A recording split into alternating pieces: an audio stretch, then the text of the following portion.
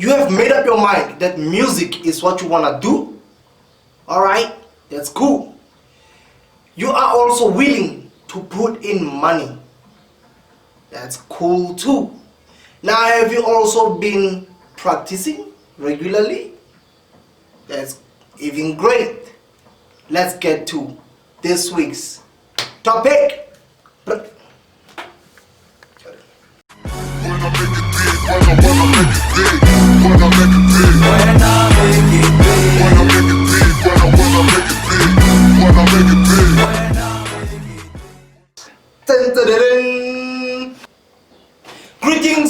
Greetings, ladies and gentlemen. Yes, I am Donald Dino, the Don, and this is the Music Industry Inside Episode 1. Now, let's get into it. On this week's episode, we are discussing recording. Now, there are different types of recording, different forms of recording, and also there are different forms of audio recording. Hence, we are discussing music recording. Now, what is recording?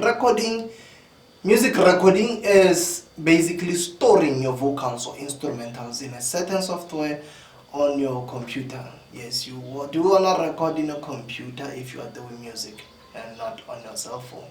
Yep. And then now you're gonna have to forgive me. I'm gonna keep on looking on my notepad because I did have time to do some research, but time to try and memorize all these, man, this 9 to 5 is killing me.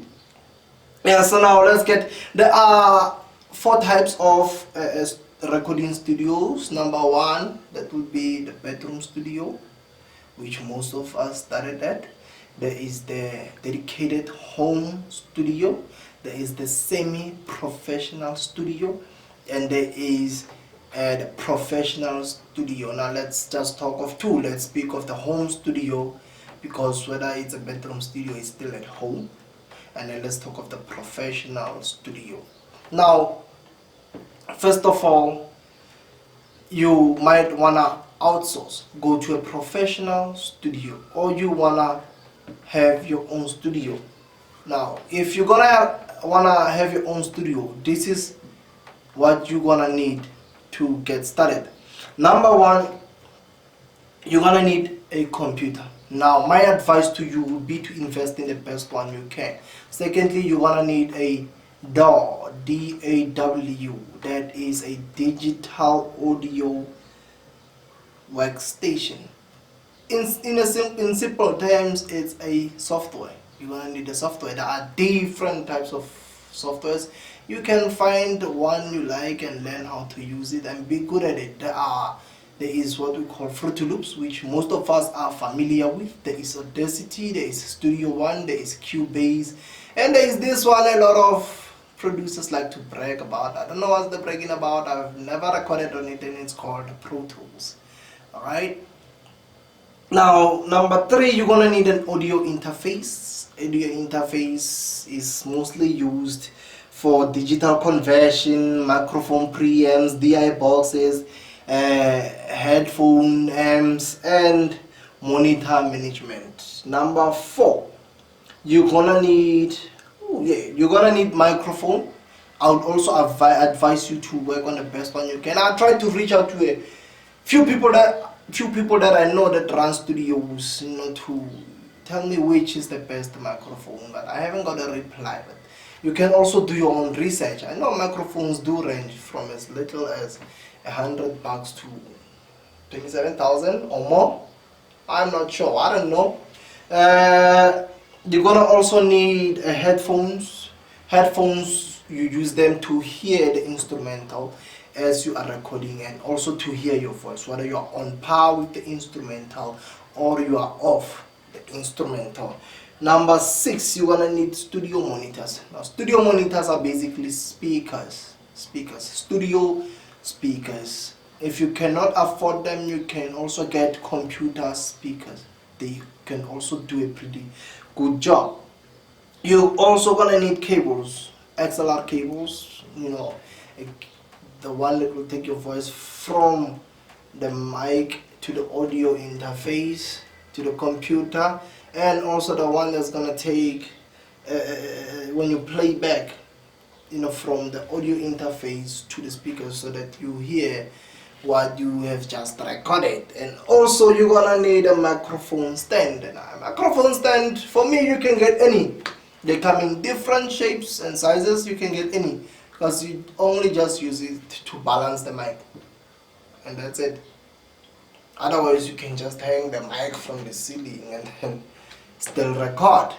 But here's the thing, why you need this microphone stand is so that you can put your pop filter, which is another thing that you're gonna need. And a pop filter is mostly used to prevent what we call popping.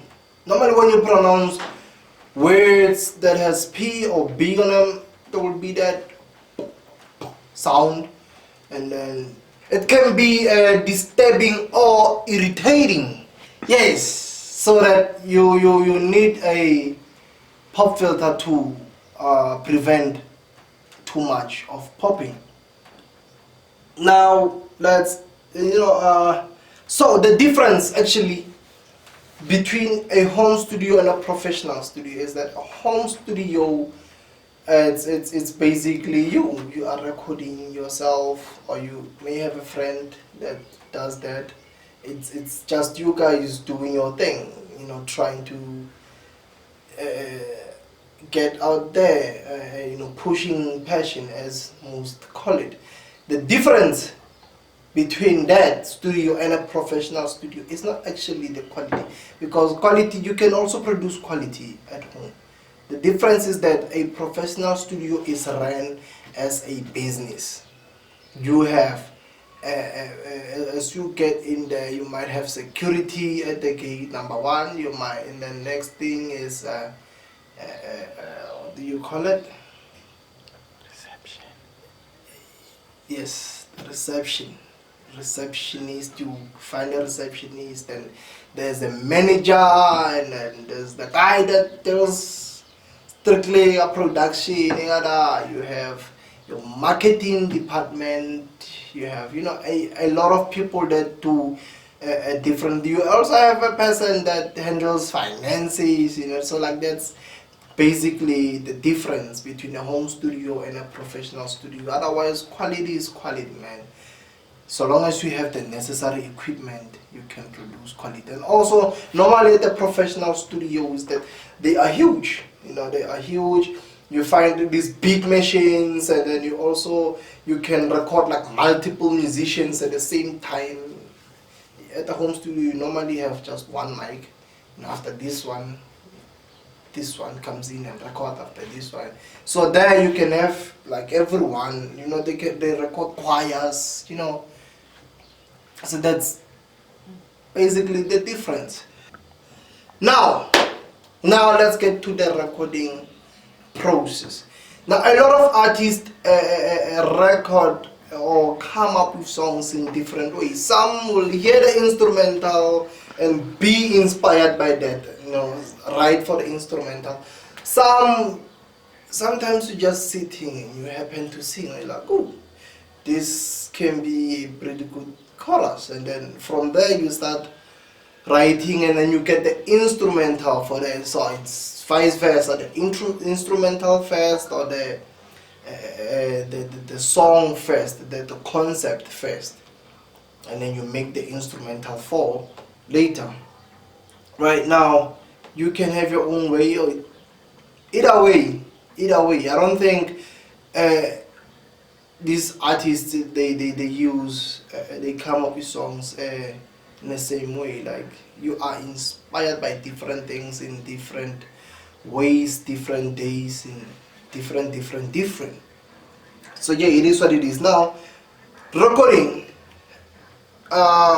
When you record, when you're in the studio, you really need to be in the mood. Otherwise, we're not gonna feel you. You need energy.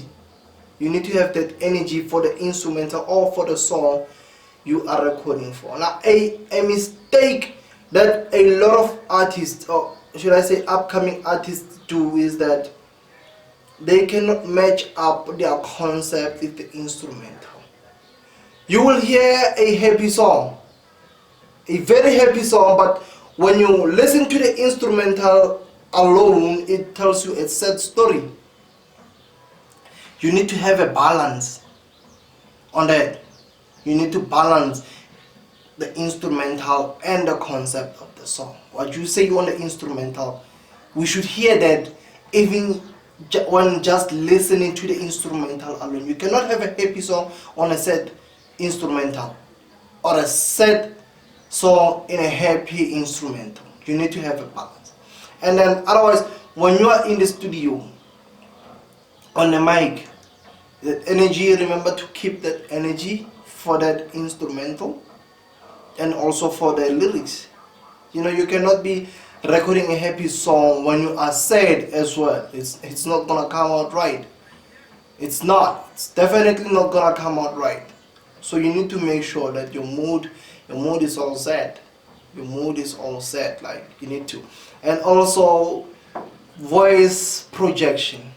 That's actually what I just spoke about. Like when you're recording a happy song and you're not in a good mood, how you gonna project your voice will be different from what you are saying, and then we definitely not gonna feel that.